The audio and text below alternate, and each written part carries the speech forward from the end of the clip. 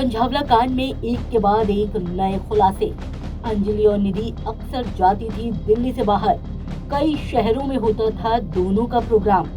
इसके जरिए दोनों की मध्य प्रदेश के रीवा में हुई थी मुलाकात। एक मुलाकात दोस्ती में बदली और फिर ये क्या हुआ।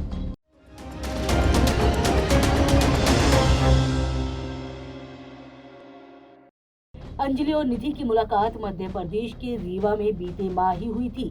वहां दोनों इवेंट में गई थी, फिर एक साथ ट्रेन से दिल्ली आई थी।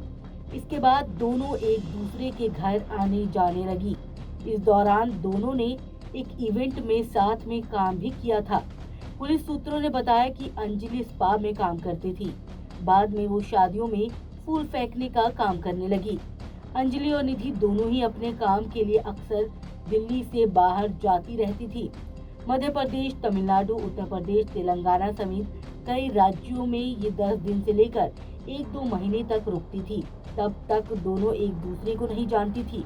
दिसंबर 2022 में रीवा में इवेंट के दौरान दोनों मिली थी। अंजलि उसे इवेंट में लेकर गई थी। 31 दिसंबर की रात ऊटकला गांव के होटल में अंजलि और निधि का झगड़ा हुआ था। ये झगड़ा रीवा में इवेंट के दौरान हुए खर्चे को लेकर हुआ था।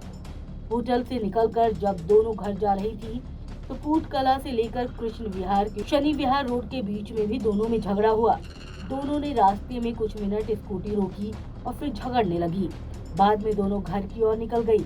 थोड़ी देर बाद ही कार के साथ उनकी टक्कर हो गई। इसके बाद अंजलि को कार चालकों ने कई किलोमीटर तक घसीटा और निधि आराम से घर में आकर सो गई। ब्यूरो रिपोर्ट, दिल्ली आज।